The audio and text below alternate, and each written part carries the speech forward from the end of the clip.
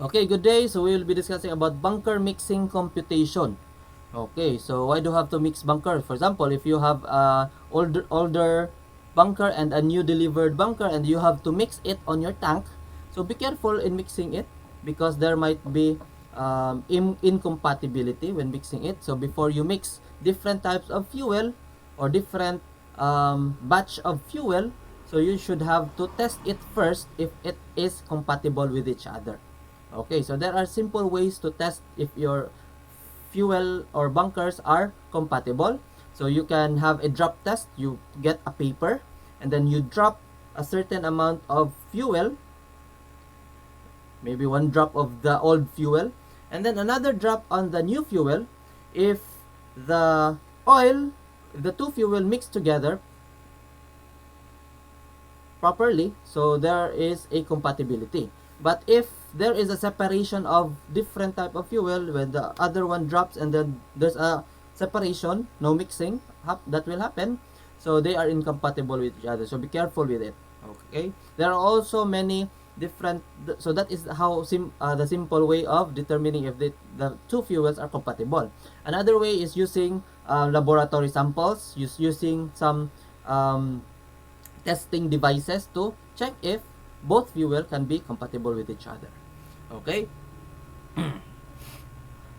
Okay, so now if both the fuel are compatible with each other, you can now mix them and then make a bunker mixing computation. So how do we do that? So bunker mixing refers to the process of blending two or more different types of fuels before or during storage in the ship's bunker. So this blending occurs for several reasons, including to optimize fuel costs, comply with fuel specifications, ensure stable combustion properties, and to meet regulatory standards like sulfur content limits. Okay, so factors affecting bunker mixing. First is density. Of course, they have different densities. And then volume. So the amount of each fuel mix will directly impact the final density and weight of the bunker mix. So, and temperature and the sulfur content also. Okay, so how do we do this? Okay, so first we get the density of the mixed fuel. So let's say that this is the density of the mixed fuel. So how to calculate it? It is equals to the volume of the first fuel or the old one times the density of the old fuel plus the volume of the new fuel times the density of the new fuel. So you get the density of you multiply the volume and density of both and then add them divided by the total volume. Okay, so if you divide it the total volume, the cubic meter will be cancelled and the density will remain. The density units will remain.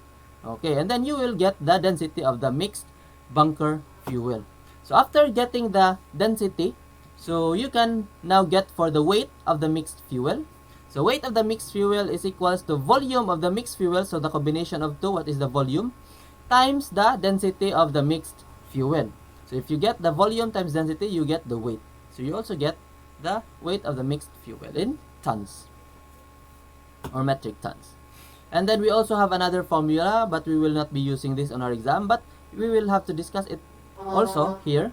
So sulfur mix is equals to volume of the first old fuel times the sulfur of the first or old fuel plus the volume of the new fuel times the sulfur of the new fuel, sulfur content. So you can check this on your BDN, on your bunker delivery note, or you can test it if what is your sulfur using a different type of device.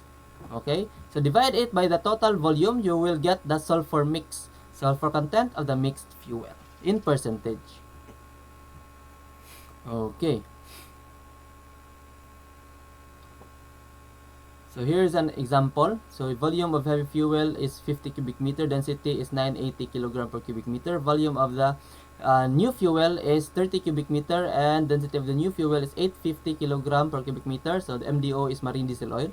So if you combine this one, the sulfur content of HFO is 2.5 and sulfur content of MDO is 0.5%. So if you have to calculate this using our formulas given on our discussion, these formulas. So you will get this. Just double check maybe if this is correct. Okay, this is 931.25 kilogram per cubic meter and a weight of 74.5 metric ton or tons, and the sulfur content of 1.75%. So I'm not sure. Just double check if this is correct. Okay, so what are the applications of bunker mixing computation? So first is fuel quality management. So bunker mixing is often used to optimize fuel cost while maintaining fuel quality. So by mixing cheaper, higher sulfur fuel with lower sulfur fuel, ship operators can reduce costs while keeping sulfur emissions within regulatory limits. So mixing computations help ensure the mixture stays within the required density, viscosity, and sulfur specifications. And also you can also check if they are compatible with each other. Next is compliance with emission standards, so with global environmental regulations like IMO 2020, which limit sulfur content in marine fuels. Accurate bunker mixing computations are essential for ensuring that the mixed fuel meets the required sulfur content. So this helps to avoid penalties and ensures compliance with international emission standards. So next is operational efficiency. By accurately computing the properties of the bunker mixture, engineers can predict how the fuel will perform in the ship's engine. So this includes considerations such as combustion efficiency, engine wear, and emissions, all of which impact the ship's operational efficiency and maintenance costs. Number 4, application of bunker mixing is stability and load consideration. So the density and weight of the mixed fuel affect the ship's overall weight, distribution, and stability. So correct mixing and accurate weight computation ensures that the ship's load is properly balanced, improving safety and performance. Okay, so I hope you learned something today. And on our next video, we will have a topic of hydrostatic load on ship structures. So I hope you learned something today, and I'll see you on our next video. So God bless everyone, and goodbye.